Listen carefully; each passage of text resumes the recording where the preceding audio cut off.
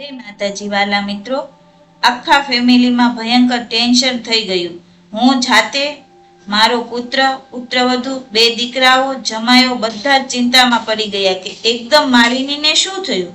હા, 3 દિવસથી તબિયત ખરાબ રહેતી હતી, શરદી, ખાંસી, તાવ, પણ એમાં ડિપ્રેશન આવી શકે? ઓકે, તમને માંડીને વાત કરું.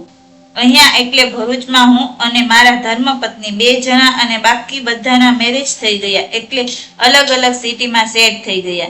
માલિનીને 3-4 દિવસથી શરદી, ખાંસી અને તાવ રહેતા હતા. હવે એને સારું પણ હતું. આજે સવારે મારે નીકળતા પહેલા થોડી ચણભણ થઈ ગઈ હતી. મારાથી એને વધારે પડતું બોલાઈ ગયું હતું. હશે, હવે બધાના ઘરમાં નાની મોટી તકરાર થયા જ કરતી હોય છે ને. પણ આજે અચાનક મારા પર દીકરા અને જમાઈનો ફોન પર ફોન આવવા માંડ્યા. શું થયું મમ્મીને?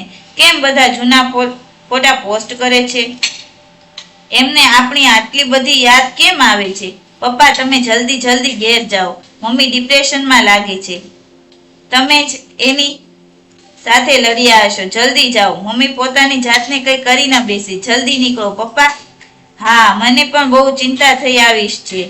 હું જલ્દી ઘેર પહોંચું છું. જે પણ હશે તમને ફોન કરીશ. હું જલ્દી ઘેર ગયો. ડોરબેલ વગાડી. માલુ, માલુ, માલુ, જલ્દી બારણું ખોલ. ન ખોલ્યું. હું રખવાયો, દોડતો બારી પાસે ગયો. કાચવાળી બારી હતી. બારી બંધ હતી, પણ કાચની આરપાર બધું સ્પષ્ટ દેખાતું હતું. માલિની ટેબલ પર ચડેલી હતી. ઉપર પંખા પાસે કશું કરતી હતી. કદાચ આપઘાતની તૈયારી કરતી હશે. માલુ, માલુ, જલ્દી બારણું ખોલ. એને ન સંભળાયું. હું દોડીને પાછલે બારણે ગયો. થેન્ક ગોડ બારણું ખુલ્લું હતું, એટલે હું અંદર ઘસી ગયો. માલુ, માલુ, નીચે ઉતર. શું કરે છે તું? તમે અત્યારે અહીં ઓફિસે નથી ગયા? અરે માલુ, શું કરતી હતી પંખા પાસે તું? સફાઈ. હે? સફાઈ પતિદેવ? સફાઈ. પંખો સાફ કરતી હતી, પણ તમે અચાનક કેમ ઘેર આવી ગયા? એ નીચે ઉતરી અને કહે, હવે બોલ, શું થયું?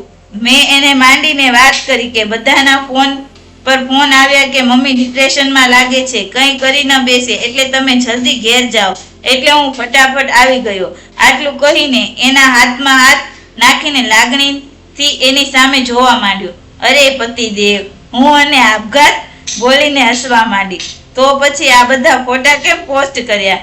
મોબાઈલની મેમરી ફૂલ થઈ ગઈ હતી, એટલે જેના ફોટા હતા તેને પોસ્ટ કરી દીધા અને તમે લોકો કઈ ઊંધું સમજ્યા. હા હા હા હા.